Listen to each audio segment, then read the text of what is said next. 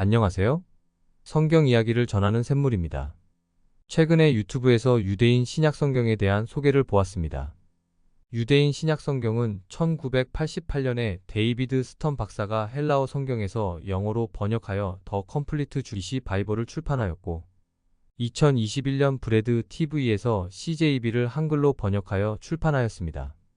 제가 이 성경을 본 것은 아니지만 유튜브에서 이 성경에 대해 설명하는 몇 개의 영상을 보았고, 그 내용 중에 중요한 번역 오류가 있어서 말씀드리고자 합니다. 이 성경을 영어로 번역한 스턴 박사는 유대인입니다. 그래서 브레드 TV는 유대인의 풍습에 익숙한 그가 번역한 성경을 의미 있게 여기고 있습니다.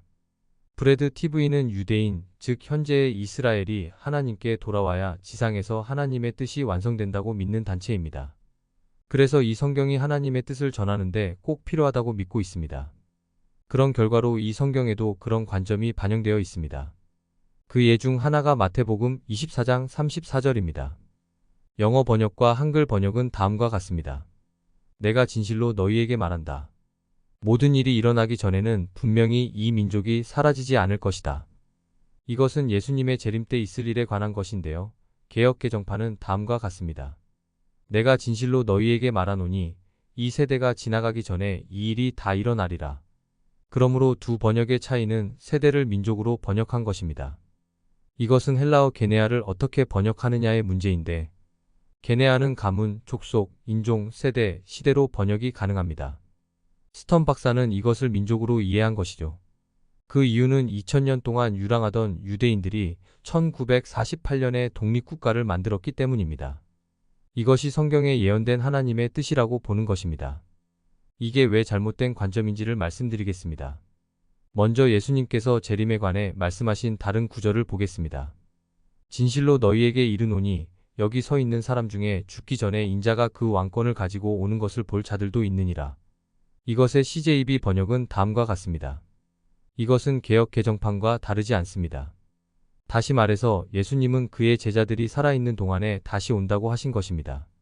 그렇다면 24장의 말씀도 이스라엘 민족이 사라지기 전이 아니라 당대에 이루어질 것이라고 말씀하셨다고 보는 것이 맞습니다. 이런 혼란이 일어나는 이유는 예수님께서 그 시대에 다시 오지 못하셨기 때문입니다. 그런데 예수님은 이와 관련하여 다음과 같이 말씀하셨습니다. 그러나 그날과 그때는 아무도 모르나니 하늘의 천사들도 아들도 모르고 오직 아버지만 아시느니라. 그러므로 예수님은 그날은 정확히 알지 못하지만 그 일이 당대에 이루어질 것으로 믿으신 것입니다. 그러나 그건 예수님의 생각일 뿐 하나님의 뜻은 아닙니다. 예수님은 당시에 하나님의 뜻을 다 알지 못하셨습니다. 예수님께서 하나님의 뜻을 알게 되신 것은 하늘에 오르신 이후입니다. 하늘에 오르신 예수님은 하나님으로부터 7인으로 봉한 책을 받으셨습니다. 그 어린 양이 나와서 보좌에 앉으신 이의 오른손에서 두루마리를 취하시니라. 그 책을 보신 예수님은 하나님의 계획을 다 알게 되셨고 그 내용을 요한에게 계시로 알려주셨습니다. 그래서 요한이 계시록의 서두에 이렇게 기록했습니다. 예수 그리스도의 계시라. 이는 하나님이 그에게 주사 반드시 속히 일어날 일들을 그 종들에게 보이시려고 그의 천사를 그 종 요한에게 보내어 알게 하신 것이라. 여기서 하나님이 그에게 주사라는 말은 하나님의 오른손에 있던 7인으로 봉한 책에 대한 말입니다. 그러므로 하나님의 책을 보시고 하나님의 뜻을 알게 되신 예수님께서 그 내용을 기록하게 하신 것이 계시록입니다. 따라서 계시록에는 예수님께서 이 땅에 계실 때 알지 못하셨던 내용이 들어 있습니다. 이것을 알지 못하면 모든 성경이 다 똑같이 중요하다고 여기게 됩니다.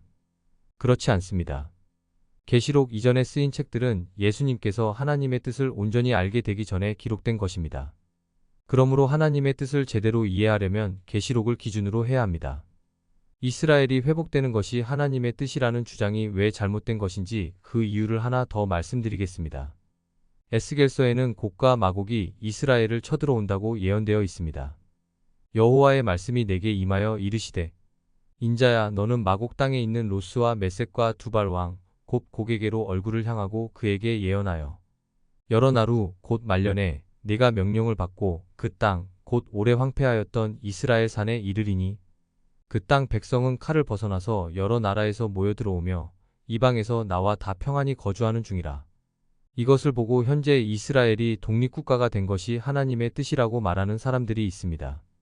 그들은 러시아가 이스라엘을 침략함으로써 이 예언이 이루어질 것으로 여기고 이것이 제3차 세계대전이 될 것이라고 말합니다. 그렇지 않습니다. 이 예언은 앞으로 1000년 후에 영의 세계에서 하나님께서 마귀를 잡기 위해 만드실 전쟁에 관한 것입니다. 이 전쟁은 계시록에도 예언되어 있습니다.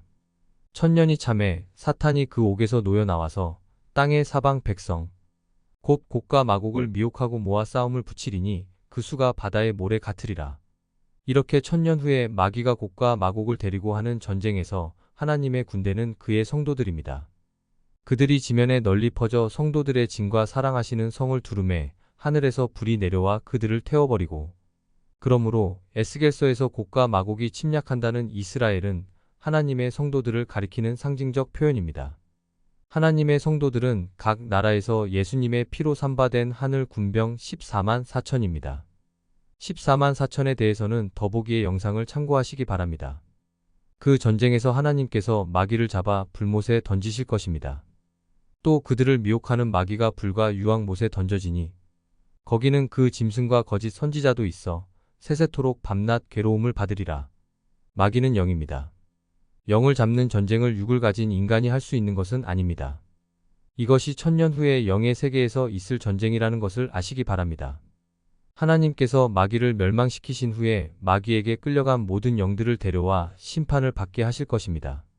그때 생명책에 기록된 자들은 천국 백성이 되고 그렇지 못한 자들은 불못에 던져질 것입니다. 누구든지 생명책에 기록되지 못한 자는 불못에 던져지더라. 하나님의 뜻을 올바로 알지 못하면 성경을 엉터리로 해석하고 번역하게 됩니다. 유대인이라고 해서 성경을 더 잘 이해하는 것이 아님을 아시기 바랍니다. 끝까지 시청해 주셔서 감사합니다.